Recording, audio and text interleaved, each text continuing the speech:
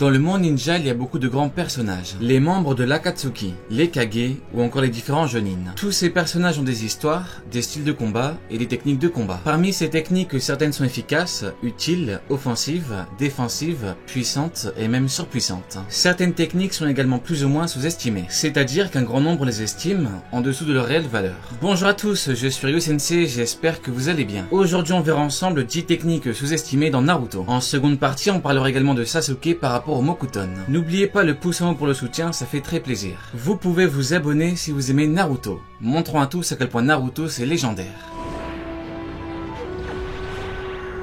Alors là, ça dépend de comment est-ce que vous considérez l'attaque. Pour moi, les ravages causés par l'attaque font d'elle une technique. Cette technique n'a pas de nom. Appelons-la la technique suprême au sabre. Cette technique, c'est un immense coup d'épée de Susanoo Madara. Madara est en forme parfaite. Il a donc une puissance tout bonnement surréaliste. En envoyant un gros coup d'épée, Madara démontre sa puissance de destruction. La force déployée est incommensurable. Madara a coupé 6 montagnes en un seul coup. Dire que ce n'est juste qu'un coup d'épée rabaisse un peu le niveau de la technique. Au fond, oui, c'est un coup d'épée, mais il y a une différence entre ce coup et un coup porté avec une épée classique. Il n'y a pas grand monde qui pourrait l'encaisser ou l'esquiver. Sous cette forme, Madara a montré un énorme niveau. La puissance du Mangekyo Sharingan éternel est hallucinante. La technique suprême au sabre de Madara. Voilà la barrière des 5 sauts. C'est l'une si ce n'est la technique la plus sous-estimée. C'est une barrière qui se forme en plaçant 4 baliskin, c'est-à-dire 4 sauts interdits. Il faut placer ces 5 sauts autour d'un 5e saut. Ce qui est faux avec la technique, c'est qu'elle crée une barrière qui interdit la destruction de matériaux. Tout type d'attaque fait pour détruire ne sert à rien. Elle ne causera que des blessures. On peut donc se poser la question de la limite. Est-ce qu'un coup de Sakura boosté à la fin de Naruto peut la détruire? Est-ce qu'un coup de Gaimaito 8ème port peut la détruire? En fait, il n'y a qu'un seul moyen connu pour dissoudre la barrière. Rechercher les 4 balises et déchirer les 5 en même temps. Il faut donc au minimum 5 personnes qui communiquent en même temps et qui arrivent à les déchirer en même temps. Il faut comprendre la technique, il faut 5 personnes et il faut un plan. Là où la technique devient encore plus incroyable, c'est que quand les balises sont déchirées, la technique crée une copie parfaite des personnes qui les ont déchirées. Le clone copie parfaitement les armes, les techniques, le style de combat et tout ce qui rend l'individu puissant. La copie a en plus de ça une plus grande résistance. Il n'y a qu'une façon de gagner, se surpasser. Évoluer pendant le combat. Il faut donc devenir plus puissant qu'actuellement. Pour la barrière, on ne connaît pas ses limites par rapport à la résistance, mais tout est incroyable avec la technique. Imaginez une doublure d'Hashirama, de Tobirama ou de Minato. Cette technique est vraiment hallucinante. Le Banbutsu Sozo, une technique du Rikudo Sennin qu'il a utilisée pour créer les 9 bijoux. À la base, il faut imaginer la forme. Il faut utiliser le chakra yin et le chakra yang. Hagoromo pouvait tout créer à partir de rien. L'Izanagi est aussi lié au Banbutsu Sozo parce qu'il crée une autre réalité. Ce qui fait que la technique est incroyable, c'est son potentiel. Si Hagoromo a pu créer 9 bijoux grâce à Jubi, il pouvait tout faire. Si avec l'Izanagi on peut modifier la réalité, c'est pareil. Le potentiel est incroyable. Imaginez un peu que dans Boruto, quelqu'un parvienne à maîtriser cette puissance. Un Otsutsuki pourrait par exemple recréer de véritables monstres. Le potentiel est hallucinant. La flûte démoniaque de Tayuya. Ce jutsu est ultra puissant et on ne s'en rend pas forcément compte. Tayuya peut balancer un puissant genjutsu. Heureusement pour l'escouade de récupération, Shikamaru est tombé sur elle. Shikamaru est très intelligent et il est resté en vie. Par contre, Shikamaru a perdu. Ça montre bien que Tayuya est très puissante. Selon elle, personne ne peut rester en vie avec sa flûte. Si l'ennemi se fait avoir, il se prend un terrible genjutsu. On se rappelle que Kabuto a eu Sasuke Itachi avec le genjutsu. Heureusement pour les deux frères, ils pouvaient l'annuler. Pour une personne seule, il serait très compliqué de s'en sortir. Avec la flûte démoniaque, on peut également contrôler les Doki, les fameux Doki. Ces invocations ont les yeux, les oreilles et la bouche cousue. L'auteur fait référence aux 3 singes de la sagesse, qui est un symbole d'origine asiatique. 3 singes qui couvrent une partie différente du visage. Les Doki sont rapides et très forts physiquement. Des créatures sortent carrément de leur bouche. En cas de contact, le chakra de la victime est absorbé. C'est une technique qui est assez exceptionnelle. Quand on parle de Mokuton, on parle souvent dragon, golem ou statue. Aujourd'hui, je voudrais parler d'une technique défensive, gang de bois. Hashirama l'a utilisée contre Madara et Kyuubi. Cette technique consiste à créer un bouclier hyper résistant. Vraiment. Cette technique lui a permis de résister à l'explosion de l'orbe de Kyuubi, le démon renard à 9 queues. Il n'y a pas beaucoup de techniques qui peuvent tenir face à l'orbe. Le Mokuton, c'est vraiment énorme.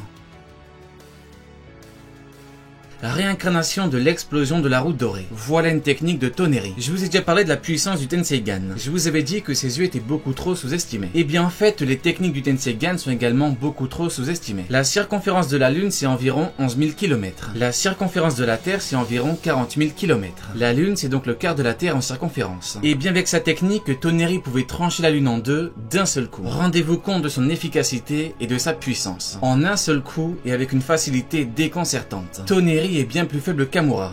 Toneri peut faire ça facilement. Imaginez maintenant la puissance d'Amura. On peut aisément dire qu'il peut faire la même de la Terre.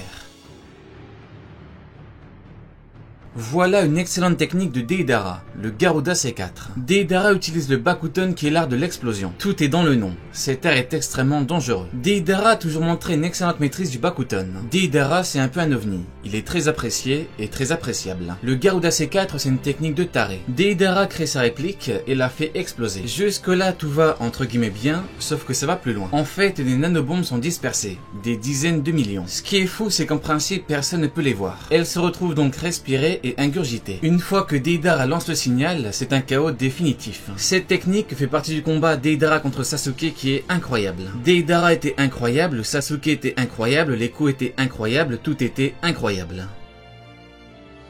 L'attaque du bras de Kurama. Voilà une technique que Naruto a utilisée contre Toneri. Le mode chakra du Tenseigan octroie une très grande résistance. Pour lui faire mal, il faut vraiment frapper très fort. C'est pour cela que Naruto a utilisé l'attaque du bras de Kurama. Ce que Tsunade a appris à Sakura, c'est la frappe destructrice. Le secret, c'est la concentration du chakra sur une partie du corps. Tsunade et Sakura faisaient très mal. Avec cette technique, la force de frappe est tout bonnement hallucinante. Et bien Naruto a fait la même, mais avec le chakra de Kurama. Je vous laisse imaginer la force du coup. Tsunade et Sakura faisaient mal avec leur chakra. Naruto a pris le chakra de Kurama. Magnifique.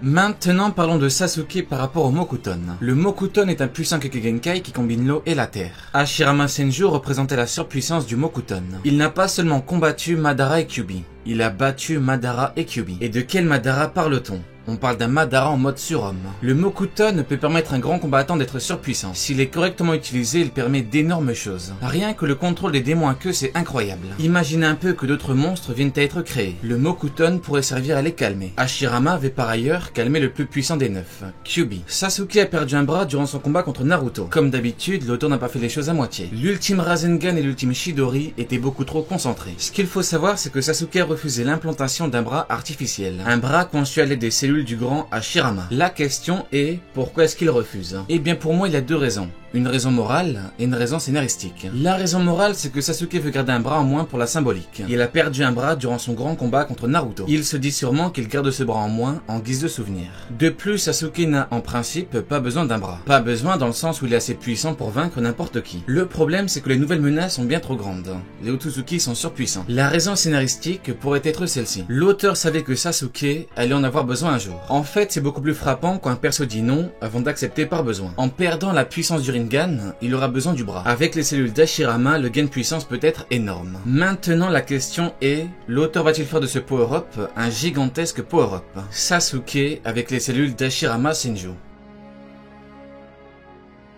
En principe, avec les cellules, Sasuke aura un énorme power-up. Le power-up peut déjà passer par le fameux Mokuton. Comme dit tout à l'heure, le Mokuton c'est pas n'importe quoi. Il offre une très grosse attaque et une très grosse défense. Sasuke a surpassé Hashirama, donc avec le Mokuton il pourrait montrer bien plus. Le problème, la statue de Bouddha. Cette technique est surréaliste et phénoménale. Si Sasuke a le Mokuton, pourra-t-il utiliser une meilleure technique? Je vous pose la question. Moi ce que je me dis c'est que par rapport à la statue, on ne connaît pas grand chose. Donc, est-ce qu'on n'aurait pas une preuve qu'elle reviendra avec des explications? Eh bien c'est probable sans pour autant être une certitude. Avec les cellules d'Hashirama, Madara a eu le Rinnegan. Par contre, ça a pris du temps, et même beaucoup de temps. Donc pour Sasuke, niveau temps, ça va être compliqué. La seule chose qui pourrait l'avantager, c'est ce qu'Hagoromo lui a offert. En lui transmettant sa puissance, Hagoromo a fait de Sasuke un ninja encore supérieur. Donc peut-être que la combinaison énergie et cellules d'Hashirama lui permettront de récupérer le Rinnegan. Mokuton et nouveau Rinnegan. Sasuke ne peut refuser. En nous parlant des cellules, on pourrait nous en dire plus par rapport à Hashirama. Comment a-t-il réellement perdu la vie? D'où vient la statue de Bouddha, etc., etc. Il reste encore beaucoup de choses à voir. Masashi Kishimoto est un génie à tous les niveaux. Il nous réserve d'excellentes choses. L'œuvre Boruto a encore de très belles années. Il y aura une montée en puissance qui sera de plus en plus extrême. C'est comme pour Naruto, puis Naruto Shippuden. Durant ces années, nous pourrons compter sur beaucoup de grands ninjas, dont Sasuke et bien sûr Naruto. Naruto vit. Allez, Diané, tu n'auras pas regardé ma vidéo pour rien.